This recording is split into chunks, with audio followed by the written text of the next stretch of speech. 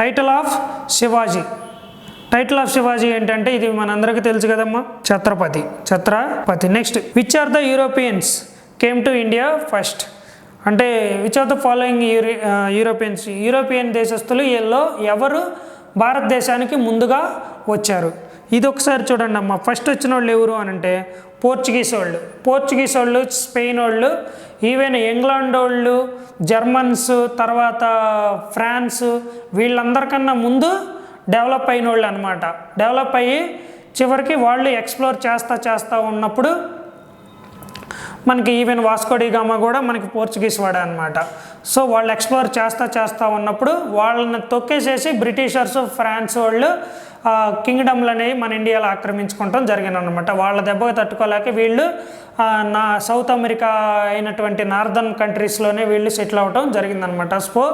Spain and Portugal వాళ్ళు Britishers, France, Germans కన్నా ఎక్కువ ముందే డెవలప్ అయిన వాళ్ళు అనమాట. కానీ ఇప్పుడు చివరికి వాళ్ళని తొక్కేసేసి బ్రిటిష్ వాళ్ళు రావడం జరిగింది. సో ఇప్పుడు వాళ్ళు ఇంకా డెవలపింగ్ కంట్రీస్లోనే ఉండిపోయారనమాట. సో పోర్చుగీస్ వాళ్ళు ఫస్ట్ రావటం జరిగిందనమాట. వాళ్ళు ఎవరెవరు వచ్చారో ఏ టైంలో చెప్తున్నాను చూడండి. పోర్చుగీస్ వాళ్ళు 1498లో రావటం జరిగింది.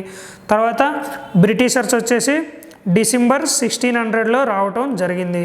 ఫ్రెంచ్ తర్వాత థర్డ్ ఎవరు అని అంటే డచ్ వాళ్ళు అనమాట. థర్డ్ వీళ్ళు ఫస్ట్, వీళ్ళు సెకండ్, వీళ్ళు థర్డ్ అనమాట. థర్డ్ వాళ్ళు వచ్చి డచ్ దేశస్తులు అనమాట. డచ్ దేశస్తులు ఎవరు అని అంటే నెదర్లాండ్ దేశస్తులు, డచ్ దేశస్తులు అని చెప్పి అంటారు. వీళ్ళు ఏ సంవత్సరంలో రావటం జరిగిందంటే 1602 సంవత్సరంలో రావటం జరిగింది. ఫోర్త్ ఎవరు అని అంటే డానిష్ పీపుల్. డానిష్ అంటే డెన్మార్క్కి సంబంధించిన దేశ పీపుల్ అనమాట. వాళ్ళు ఇండియాకి విజిట్ చేయడం జరిగింది. ఇది వచ్చి 1616 సంవత్సరంలో. ఫైనల్గా లాస్ట్లో వచ్చింది ఎవరు అని అంటే ఫ్రెంచ్ దేశస్తులు అనమాట. ఫ్రెంచ్ దేశస్తులు 1664 సంవత్సరంలో. ఈ సీక్వెన్స్ అనేది చాలా చాలా important. Queen Elizabeth I granted A charter with formation of east India company అనమాట. అంటే ఏంటి అని అంటే ఇంగ్లాండ్లో ఉన్న ఎలిజబెత్ రాణి ఇక్కడ ఈస్ట్ ఇండియా కంపెనీ పెట్టుకోండి అని చెప్పి పర్మిషన్ అనేది ఎప్పుడు ఇచ్చారని అంటే 31 డిసెంబర్ 1600 అనమాట. 31 డిసెంబర్ 1600. అందుకనే ఆ టైంలోనే ఈ బ్రిటిషర్స్ ఇండియాకి రావటం జరిగింది. Next, when was the battle of Buxar fought. ఇది కూడా చూడండి అమ్మ, చాలా చాలా ఇంపార్టెంట్. 1764 అనమాట బ్యాటిల్ ఆఫ్ బక్సర్ అనేది జరిగింది. ఈ బ్యాటిల్ ఆఫ్ బక్సర్ ఎక్కడ ఉంది అని అంటే ఈ బక్సర్ ప్లేస్ అనేది ఎక్కడ ఉందంటే ప్రజెంట్ బీహార్లో ఉందన్నమాట. బీహార్లో ఉంది. ఇది ఎప్పుడు ఎవరెవరికి జరిగింది అని అంటే షా ఆలం II ప్లస్ మీర్ కాసిం వర్సెస్ థామస్ మున్రో వీళ్ళిద్దరికి జరిగింది. 1764 సంవత్సరంలో జరిగిందనమాట బ్యాటిల్ ఆఫ్ బక్సర్. ఇయర్ అనేది చాలా చాలా important. Next, the black hole prison was used by.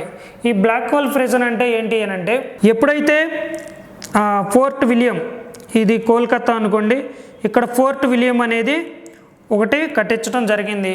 అప్పుడు ఆ ఫోర్ట్ విలియం కట్టడానికి పర్మిషన్ కోసం సిరాజుద్దౌలా 1757లో సిరాజుద్దౌలా ఉన్నాడు కదమ్మా, బ్యాటిల్ ఆఫ్ ప్లాసీ హీరో, అతను రూల్ చేస్తూ ఉండేవాడు అనమాట. మేము కంపెనీ పెట్టుకుంటామని చెప్పి అక్కడికి వచ్చి పర్మిషన్ కోసం వస్తే వాళ్ళ మీద దాడి చేస్తూ ఉంటే నేను పర్మిషన్ ఇవ్వను అని చెప్పి అంటూ ఉంటారు. అందుకని చెప్పి పర్మిషన్ ఇవ్వనందుకు ఈ కొంతమంది ఇండియన్స్ ప్లస్ మళ్ళీ ఎక్కువ యూరోపియన్స్ వీళ్ళందరూ కలిసి సిరాజుద్దౌలా మీద దాడికి అని చెప్పి వెళ్తారనమాట. ఎప్పుడైతే దాడికని వెళ్తారో సిరాజుద్దౌలా ఏం చేస్తాడంటే దొరికిన వాళ్ళందరినీ క్యాప్చర్ చేసి ఒక పెద్ద టవర్ ఉన్న ఇలాంటి గుహలో వాళ్ళని పడేస్తారనమాట. చాలామంది తొక్కిసలాట్లోనే గాలాడగా చాలామంది చనిపోయారంట.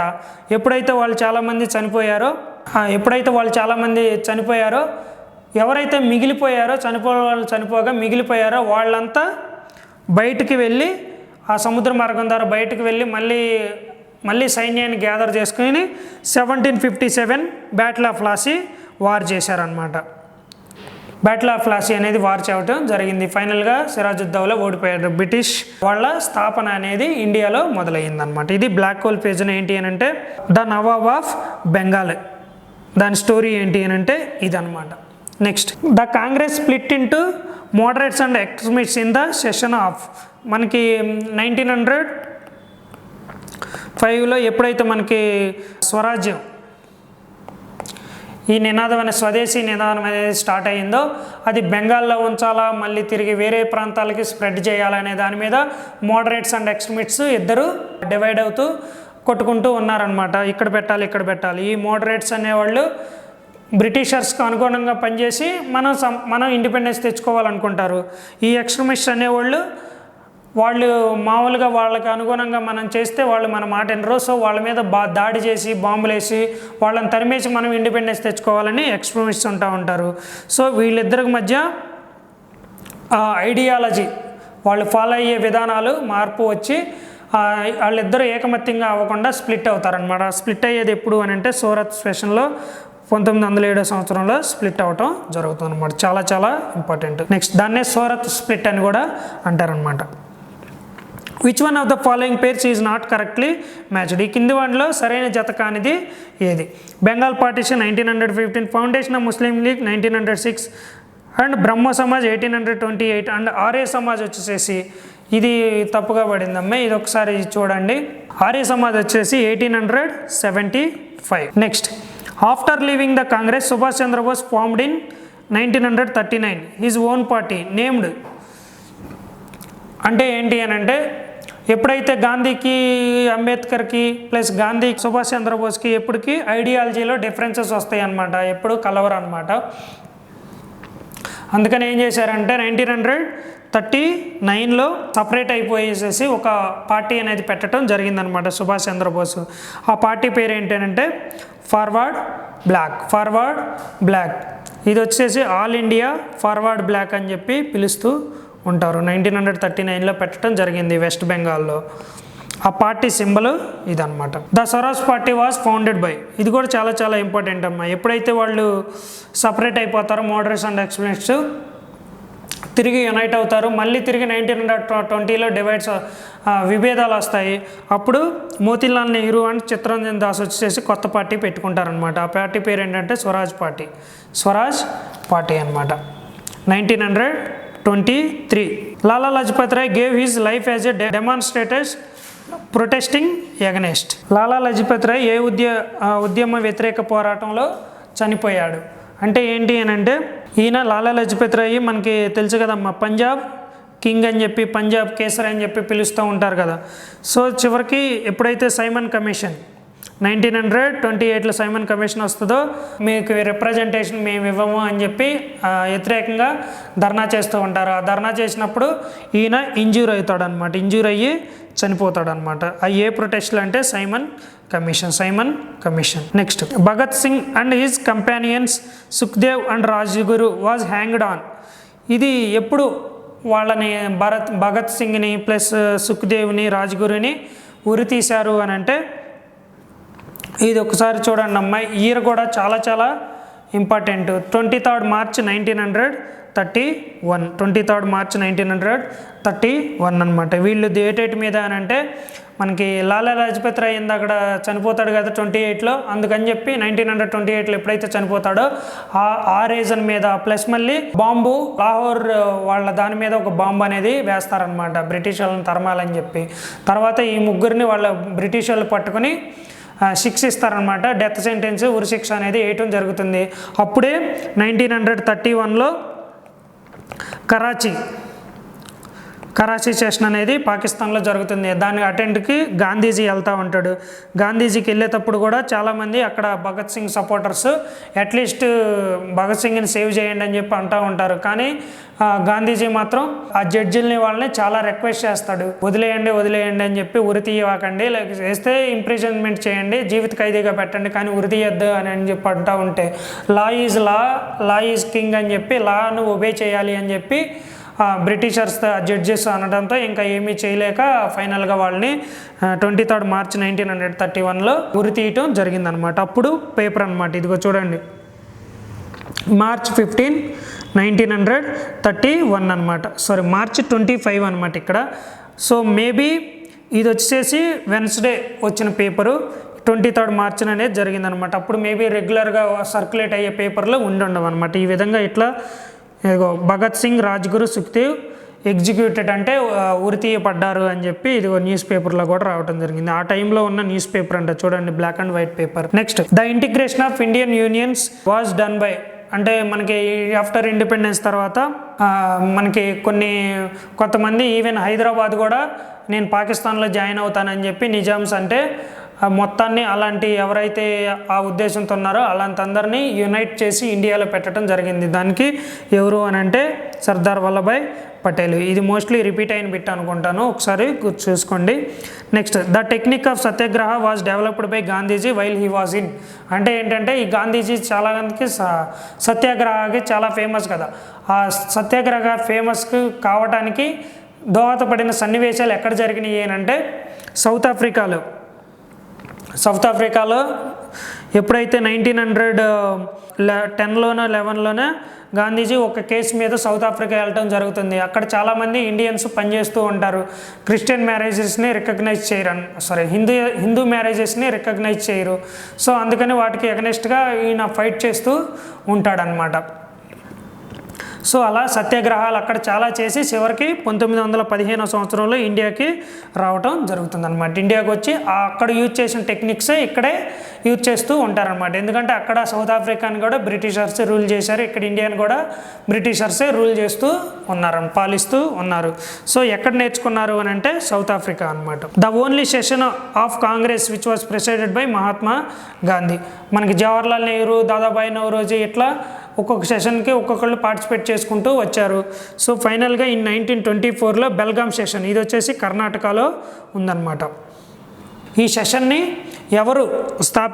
ఎవరు హెడ్ చేశారు అని అంటే 1924లో మహాత్మా గాంధీ. చాలా చాలా ఇంపార్టెంట్ అమ్మా. Next, Gandhiji arrived in India from south Africa in the year of, ఇప్పుడే చెప్పాం కదా 1915. ఎప్పుడైతే ఈ 1915లో ఇండియాకి రావడం జరిగిందో అప్పటి నుంచి ఇతను గురువు అయినటువంటి గోపాలకృష్ణ గోఖలేని కలిసి నువ్వు ముందు ఏ పని చేయొద్దు, ఫస్ట్ ఇండియా తిరిగి చుట్టూరు కండిషన్ ఏవైతే ఉందో స్థితిగతులు ప్రజలు ఎలా బతుకుతున్నారో ఒకసారి రౌండ్ వేయమని చెప్తాడు. రౌండ్ వేసిన తర్వాత ఫైనల్గా గాంధీజీ రంగంలోకి దిగి మనకి ఇండిపెండెన్స్ తీసుకురావటం జరుగుతుందన్నమాట. అందుకనే ఇప్పుడు మనకి ప్రవాస భారతీయ దివాస్ అని చెప్పి జరుగుతూ ఉంటుంది. ప్రవాస భారతీయ దివాస్ అని ఎవ్రీ ఇయర్ జరుగుతుందన్నమాట. అంటే ఏంటి అని అంటే ఇండియాలో చదువుకుని వేరే దేశాలకు వెళ్ళి అక్కడ డబ్బు సంపాదించుకుని ఆ డబ్బు అనేది మళ్ళీ తిరిగి ఇండియాలో పెట్టాలన్నమాట. ఆ విధంగా ఇండియాని డెవలప్ చేయాలి అనేది ట్రెడిషన్గా తీసుకుంటూ వస్తున్నారన్నమాట. అది ఎప్పుడు దేని గురించి అంటే ఇది జనవరి 15 అనుకుంటా, 1915లో గాంధీజీ ఎప్పుడైతే వచ్చాడో అందుకనే ఈ డేట్స్లోనే ఈ ప్రవాస భారతీయ దివాస్ అనేది జరుపుతూ ఉంటారనమాట. Next, the Aligarh Muslim university was established by Aligarh Muslim unity. ఇది కూడా చూడండి అమ్మా, చాలా చాలా ఇంపార్టెంట్. అలీగర్ ముస్లిం యూనిటీ ఇది వచ్చేసేసి ఎక్కడ అనంటే అలీగర్ ఉత్తరప్రదేశ్లో పెట్టడం జరిగింది. ఎప్పుడు అనంటే 1875. దీన్ని ఫస్ట్ వచ్చేసేసి ఏం చేశారు అనంటే మహమ్మదీయన్ ఆంగ్లో ఓరియంటల్ కాలేజ్గా పెట్టడం జరిగిందనమాట 1875లో. ఆ తర్వాత వచ్చేసి 1920లో అలీగర్ యూనివర్సిటీగా ముస్లిం యూనివర్సిటీగా మార్చడం జరిగిందనమాట. దీన్ని పెట్టింది ఎవరంటే సర్ సయ్యద్ అహ్మద్ ఖాన్. చూడండి ఎంత బ్యూటిఫుల్గా ఉంది ఆ టైంలో. Next, Subhash Chandra Bose escaped from India in, ఇది చాలా చాలా ఇంపార్టెంట్ అమ్మ. సుభాష్ చంద్రబోస్ ఏ టైంలో ఏ సంవత్సరంలో ఇండియా నుంచి వేరే దేశానికి వెళ్ళాడు అనమాట. ఇది వచ్చేసి 1940 అనమాట. 1940 ఈయన వచ్చేసి ఏం జరిగింది అని అంటే 1940 జూలైలో ఈయన్ని అరెస్ట్ చేస్తారనమాట. ఈయన వచ్చేసి సుభాష్ చంద్రబోస్ అరెస్ట్ చేస్తారు ధర్నా చేస్తున్నారని. ఎప్పుడైతే ధర్నా చేస్తున్నారని ఈ 1940 అంటే చూడండి అమ్మ, సెకండ్ వరల్డ్ వార్ టైం అంటే రెండో ప్రపంచ యుద్ధ టైం అనమాట. ఆ టైంలో ఏం చేస్తారంటే ఈయన ధర్నా చేయడంతో ఈయన అరెస్ట్ చేస్తారు బెంగాల్లో. తర్వాత ఈయన సిక్నెస్ అనమాట. అంటే ఏంటి అని అంటే నాకు బాగాలేదు అని చెప్పి ఇంటికి వస్తారనమాట. ఇంటికి వస్తాడు, హౌస్ అరెస్ట్ చేస్తారు. అంటే ఈయన ఇంట్లో ఉంటాడు, రెస్ట్ తీసుకుంటూ ఉంటారు, చుట్టూరంతా పోలీసులు కాపలాగా ఉంటారనమాట. సో ఈ పోలీసుల్ని కాపలా కాసి ఆ పోలీసులు కాపలా కాస్తున్న వాళ్ళని తప్పించుకుని ఎక్కడ ఆల్మోస్ట్ ఇది ఇండియా అనుకుంటే ఇక్కడ బెంగాలు, ఇక్కడ నుంచి బయలుదేరి ఢిల్లీకి వెళ్తాడు మారువేషంలో, వెళ్ళిపోయి ఇటుకుండా ఆఫ్ఘనిస్తాన్ వెళ్తాడు, పాకిస్తాను, ఆఫ్ఘనిస్తాన్ ఇట్లా వెళ్ళి ఫైనల్గా జర్మనీ వాళ్ళని కలుస్తాడనమాట, నాజీ జర్మనీ వాళ్ళని. అప్పుడు బ్రిటిష్ వాళ్ళకి ఎగనెస్ట్గా సెకండ్ వరల్డ్ వార్లో వార్ చేస్తుంది ఎవరు అంటే జర్మనీ వాళ్ళు అనమాట. అందుకని జర్మనీ అండ్ జపాన్.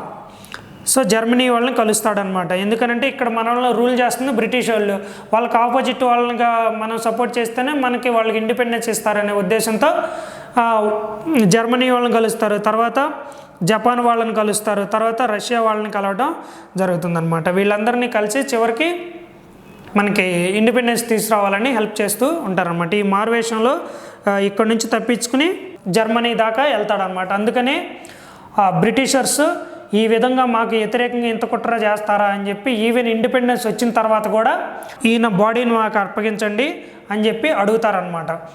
కానీ ఈయన INA 1942లో INA Indian national army, Azad Hind Fauj అంటారు కదా, సో దాంట్లో జాయిన్ అవుతాడు. దాంట్లో జాయిన్ అయ్యి ఒక సింగపూర్ దగ్గర ఒక ఎయిర్ క్రాఫ్ట్లో ఇండియాకి వస్తా చనిపోతాడనమాట. కొన్ని రికార్డ్స్ అలా చెప్తాయి, కొన్ని రికార్డ్స్ ఏమో ఈయన చనిపోలేదు, ముందే దిగేశాడు, చివరికి బెంగాల్లోనే తిరిగి జీవిస్తూ ఉన్నాడు ఒక 10 సంవత్సరాలు.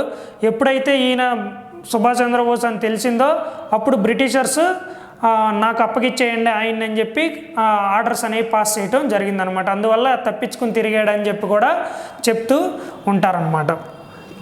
ఒక బిచ్చగాడిగా బతికారని కూడా చెప్తూ ఉంటారు. మీద ఒక మూవీ అనేది రావటం జరిగింది. అది ఏంటి అని అంటే the forgotten hero, the forgotten hero అనమాట. ఈ ఫర్గాటెన్ హీరో 2004 ఈ సంవత్సరంలో రావటం జరిగిందనమాట. చాలా బాగుంటుంది, యూట్యూబ్లో ఉంటుంది, చూడండి. ఏ విధంగా ఎస్కేప్ అయ్యాడు, ఎలా ఆఫ్ఘనిస్తాన్ నుంచి జర్మనీ వెళ్ళాడు, ఎలా వాళ్ళతో మాట్లాడి ఎలా బ్రిటిషర్స్కి వ్యతిరేకంగా సమూహాన్ని తయారు చేసి వార్ చేయించగలిగాడు అనేది ఇంపార్టెంట్ అనమాట. Next, who is known as Deenabandhu. Deenabandhu అంటే చూడండి అమ్మ, దీను అంటే పేదలు, బంధు అంటే దగ్గర అనమాట. ఈ టైటిల్ CF ఆండ్రూస్ ఇతనికి ఇవ్వటం, గాంధీజీ ఇవ్వటం జరిగిందనమాట. CDM సివిల్ డిసోబీడియంట్ మూవ్మెంట్ అప్పుడు గాంధీజీ ఇవ్వటం జరిగిందనమాట. ఇది కేరళలో అనుకుంటా. CF ఆండ్రూస్కి ఇవ్వటం జరిగిందనమాట. ఫ్రెండ్ ఆఫ్ పూర్ అనమాట, పూర్ మ్యాన్స్కి చాలా హెల్ప్ చేశాడు అనమాట. అందుకని గాంధీజీ ఇచ్చిన బిరుదు అనమాట 1932లో. Next, the paper edited by Gandhiji to propagate his ideas was called. అంటే గాంధీజీ స్థాపించిన పత్రిక పేరేంటి? ఇది వచ్చేసి హరిజన్ అమ్మ. ఇదేంటి అని అంటే ఎప్పుడైతే మనకి 1930లో మనకి ఇది జరుగుతుంది కదమ్మ అని అంటే పూనా ప్యాక్ట్ అనమాట. అంటే ఏంటి అని అంటే అంబేద్కర్కి గాంధీజీకి ఇద్దరికి కొద్దిగా మాటల మీద కొద్ది గొడవలు జరుగుతూ ఉంటాయి. ఇంకా అంబేద్కర్ ఏమో CST పీపుల్కి సపోర్ట్ చేస్తూ ఉంటాడు, మమ్మల్ని అనగదొక్కుతున్నారు అని చెప్పి. గాంధీజీ ఏమో కాదు, అలా కాదు అని చెప్పి అంటూ ఉంటారు. చివరికి పూనా ప్యాక్ట్ అనేది జరుగుతుంది. అందుకని చెప్పి నేను దళితులకు వ్యతిరేకం కాదు అని చెప్పి నేను ఇప్పటి నుంచి దళితుల కోసమే పనిచేస్తానని హరిజన్ పత్రిక అనేది స్థాపిస్తాడనమాట. ఇది చాలా ఇంపార్టెంట్. హరిజన్ పత్రిక అనేది స్థాపిస్తాడు. 1932 పూనా ప్యాక్ట్ కానీ 32లో కమ్యూనల్ అవార్డు అని రిలీజ్ చేస్తూ ఉంటారనమాట. Which of the following pair is wrong అంటే చూడండి, కార్న్వాలిస్ వచ్చేసి పర్మనెంట్ సెటిల్మెంట్, వారన్ హేస్టింగ్ వచ్చేసి రెగ్యులేటింగ్ యాక్ట్, వెల్లెస్లీ వచ్చేసి సబ్సిడరీ అలయన్స్, డల్హౌసెస్ వచ్చేసి డాక్ట్రైన్స్. ఈ గుర్తుపెట్టుకోండి అమ్మ. కార్న్వాలిస్ వచ్చేసి పర్మనెంట్ సెటిల్మెంట్, ఇది కరెక్ట్, ఇది అందరికీ తెలుసు. వారన్ హేస్టింగ్ వచ్చేసి రెగ్యులేటింగ్ యాక్ట్. ఈ రెగ్యులేటింగ్ యాక్ట్ టైంలోనే సుప్రీంకోర్టుని ఎస్టాబ్లిష్ చేయడం జరిగిందనమాట కలకత్తాలో. తర్వాత వెల్లెస్లీ వచ్చేసి ఈ రెండు కన్ఫ్యూజ్ అవుతారు, అందుకనే చూడండి. వెల్లెస్లీ వచ్చేసి 2 L's ఉన్నాయి కాబట్టి సబ్సిడరీ అలయన్స్. డల్హౌసీ వచ్చేసి DD స్టార్ట్ అవుతుంది, డాక్ట్రిన్ ఆఫ్ ల్యాబ్స్ అనమాట. So all are correct. Next, who among the following governor general of India was called maker of modern India అనమాట. అంటే ఏంటి అని అంటే మన దేశాన్ని చాలామంది గవర్నర్ జనరల్స్ బ్రిటిషర్స్ ఇక్కడ తిని ఈ రిసోర్సెస్ అన్నీ ఇంగ్లాండ్లో వాళ్ళని డెవలప్ చేసుకోవడానికి యూజ్ చేసుకునేవాళ్ళు అనమాట. ఆ రిసోర్సెస్ అన్ని, మనీ కానీ అది. మిగతా రాజులకిను ప్లస్ బ్రిటిషర్స్ డిఫరెన్స్ ఏంటి అని అంటే ఈవెన్ ముస్లిమ్స్ కూడా వచ్చి ఇండియన్ దాడి చేసి పాలించారు, కానీ వాళ్ళు వచ్చేసి ఇక్కడ స్థావరాలు ఏర్పాటు చేసుకుని ఇక్కడ డెవలప్ చేసుకున్నారు. కానీ బ్రిటిషర్స్ ఒకళ్ళే 200 సంవత్సరాలు పరిపాలించి ఇక్కడ రూల్ చేసుకోకుండా తిరిగి రిసోర్స్ ఇక్కడ డెవలప్ చేయకుండా వాళ్ళ రిసోర్స్ ఇక్కడ మన రిసోర్సెస్ అన్నీ ఇంగ్లాండ్కి పోయి అక్కడ వాళ్ళు డెవలప్ అయ్యారనమాట. వాళ్ళకి మిగతా రూలర్స్కి అదే డిఫరెన్స్. అందరూ వచ్చి ఇక్కడ సెటిల్ అయితే వీళ్ళు ఇక్కడ సెటిల్ అయ్యి మొత్తం తీసుకెళ్ళి అక్కడ ఇంగ్లాండ్లో డెవలప్ చేసుకుంటాం జరిగిందనమాట. సో అదేవిధంగా ఈయన వచ్చేసి డలౌసీ అనే ఆయన కూడా చెడు చేసినా కానీ చాలా మనకి ట్రైన్ సర్వీస్ ఇచ్చాడు, టెలిగ్రాఫ్ లైన్స్ ఇచ్చాడు.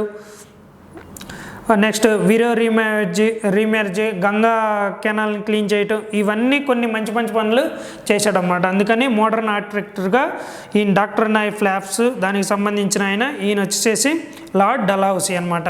మోడర్న్ ఆఫ్ ఆర్కిటెక్ట్గా ఇండియాకి పిలవటం జరుగుతుందన్నమాట. Next codification of laws. ఇదేంటి అని అంటే ఎవరు ప్రతిపాదించారు? ఈ కోడిఫికేషన్ అంటే క్రిమినల్ ప్రొసీజర్ కోడ్ అని చెప్పి ఉంటుంది కదా, దీంట్లో ఈ కోడ్ వచ్చేసి దీనికి, ఈ కోడ్ వచ్చేసి దీనికి అని చెప్పి క్లియర్గా కోడిఫికేషన్ చేసింది ఎవరు అని అంటే రాసింది ఎవరు అని అంటే మెకాలే అనమాట. రాసింది ఎవరు అని అంటే మెకాలే. చాలా చాలా ఇంపార్టెంట్. ఫౌండర్ ఆఫ్ ప్రార్థనా సమాజ్, ఇది కూడా చాలా ఇంపార్టెంట్ అమ్మ. ప్రార్థనా సమాజ్ అంటే ఏంటి అని అంటే ప్రేయర్ సొసైటీ అనమాట. ప్రేయర్ సొసైటీ ఇది వచ్చేసి బాంబేలో, ప్రార్థనా సమాజ్ మందిరు బాంబేలో అనమాట. ఇది 1922 సంవత్సరంలో ప్రార్థనా సమాజ్ మందిర్ ఇట్లా దాన్ని స్థాపించింది ఎవరంటే ఆత్మారావు పాండురంగ్. ఎప్పుడు అని అంటే 1863లో దీన్ని స్టార్ట్ చేశారనమాట. Which of the following are about the leader and the country of World War II is wrongly matched. అంటే ఏ కంట్రీ నుంచి ఏ పర్సన్ రిప్రజెంట్ చేశాడు రెండవ ప్రపంచ యుద్ధంలో, అది తప్పుగా ఉన్నది ఏంటి అని చెప్పి క్వశ్చన్ అనమాట. సో హిట్లరు జర్మనీ, ఇది అందరికీ తెలుసు. చర్చిలు ఇంగ్లాండ్, రూజ్వెల్ట్ వచ్చేసి ఈయన USA. సో ఇది రాంగ్గా మార్చబడింది అన్నమాట. Mussolini Italy. Who discovered the America. ఇదిగో చూడండి, మనకి అన్నీ చూడండి అమ్మా. ఇందాక చెప్పినట్టు మనం స్పెయిన్, పోర్చుగల్, బ్రిటిషర్స్కి ప్లస్ మళ్ళీ ఈవెన్ ఫ్రాన్స్కి, జర్మన్స్ కన్నా ముందే రినైసెన్స్ కొత్తగా మళ్ళీ రీథింకింగ్ అనేది, తిరిగి రీబర్త్ అనేది పొందటం జరిగిందనమాట. అక్కడి నుంచి వాయేజెస్ అనేవి స్టార్ట్ చేశారు. ఇట్లా వెళ్ళిపోయి ఇక్కడ ఏముంటుంది, ఇక్కడ వచ్చేసి ఏముంటాయమ్మా, ఈక్వేటర్ ఉంటుంది. ఈ ఈక్వేటర్ దగ్గర బోట్లు అనేవి మూవ్ అవ్వ గాలి ఉంటేనే కదా అప్పుడు పెద్ద పెద్ద గొడ్డలు తగిలిచ్చేవాళ్ళు బోట్లకి. ఆ గాలి ఎటు వస్తే ఆ గొడ్డ తగిలి అటు బోట్ అనేది మూవ్ అవుతూ ఉండేవి, ఇంజన్స్ ఉండేవి కాదు. సో ఇక్కడ నుంచి స్టార్ట్ అయ్యి ఇక్కడ దాకా వచ్చేవాళ్ళు, ఇక్కడ దాకా వచ్చి ఇటు వెళ్ళిపోయేవాళ్ళు అనమాట. ఎందుకంటే వాటర్ ఫ్లో అనేది ఇట్లా వెళ్ళిపోతూ ఉండేది. ఇక్కడ వాటర్ గాలి అనేది తక్కువగా ఉంటుందన్నమాట. ఆఫ్టర్ తర్వాత వాస్కో డి గామా ఇది క్రాస్ చేసి ఇట్లా వచ్చినాడు అనమాట. చాలామంది ఇలా వెళ్ళి ఇదే ఇండియా అని చెప్పి అంటూ ఉంటారు. అందుకే ఇక్కడ వెస్ట్ ఇండీస్ అని చెప్పి రావటం జరిగింది. ఇలా వచ్చి తర్వాత ఈ పార్ట్ని కనిపెట్టడం జరిగిందనమాట. ఈ పార్ట్ని వీటిని అమెరికా అంటారు. అది ఎవరు అని అంటే కొలంబస్ కనిపెట్టారంట. హిజ్రీ క్యాలెండర్ మనకి శకాయరా, మళ్ళీ గ్రెగోరియన్ క్యాలెండరు, తర్వాత విక్రమ్ సంవాత్ అని చెప్పి ఆ ఎరాస్ అనేవి ఎట్లా ఉన్నాయో ఈ హిజ్రీ అనేది ముస్లిం క్యాలెండర్ అనమాట. ఇది వచ్చేసి దీంట్లో 354 డేస్ కానీ లేకపోతే 355 డేస్ కానీ ఉంటాయన్నమాట. అంతే. ఇది వచ్చేసి ఎప్పుడు స్టార్ట్ చేశారు అంటే 622 ADలో ఈ హిజ్రీ క్యాలెండర్ అనేది ఇది ఒక ముస్లిం మతస్థుల క్యాలెండర్ అనమాట. మన తెలుగు కూడా ఉగాది నుంచి క్యాలెండర్ ఎలా స్టార్ట్ అవుతుందో వాళ్ళకి 620 ADలో ఒక కొత్త క్యాలెండర్ అనేది ఒకటి పెట్టుకోవటం జరిగిందనమాట. The renaissance movement started in, మనం అందరూ చెప్పినాం కదా, తిరిగి రీమర్త్ అనమాట. రీబర్త్ అంటే ఏంటి అని అంటే రెనైసెన్స్ అంటేనే రీబర్త్ అంటే ఏంటంటే అప్పుడు కింగులు వీళ్ళంతా ఉండేవాళ్ళు కదా, కింగులు వీళ్ళు.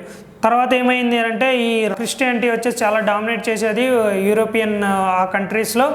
వాళ్ళందరినీ పోప్ కూడా, వాళ్ళ పాస్టర్ కూడా చాలా ఆధిపత్యం చెలాయిస్తూ ఉండేవాళ్ళు అనమాట. వాళ్ళ ఎదురుగా తిరిగి మళ్ళీ కొత్తగా థింకింగ్ చేసి మళ్ళీ తిరిగి కొత్తగా జీవం పోసుకున్నాం. మామూలుగా అయితే పుట్టినప్పుడు జీవం పోసుకుంటారు, మళ్ళీ కొత్తగా థింక్ చేసినందుకే దాన్ని రెనైసెన్స్ అని అంటారు. అలాంటి రెనైసెన్స్ ఫస్ట్ పుట్టింది ఎక్కడేనంటే ఇటలీ. ఇది చాలా చాలా ఇంపార్టెంట్.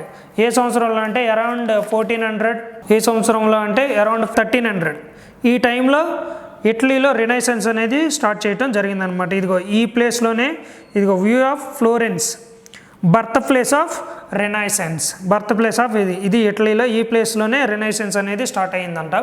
ఆ కింగులకి వ్యతిరేకంగా వాయిస్ రేజ్ చేసి వాళ్ళని తొక్కేసేసి డెమోక్రటిక్ రావడానికి, ప్రజాస్వామ్యాలకి రావటం అనేది మొదట కారణమయ్యిందే ఈ రెనైసెన్స్ అనమాట. అది ఎక్కడ మొదట పుట్టింది అని అంటే Italy. Next, the slogan no taxation without representation was raised during which revolution. ఇది ఒకసారి చూడండి అమ్మ. నో టాక్సేషన్ వితౌట్ రిప్రజెంటేషన్ అంటే మాకు తెలియకుండా మా మీద ట్యాక్స్లు వేయకూడదని అనమాట. మనకి ఏదైతే ఇదంతా ఇక్కడ ఉందో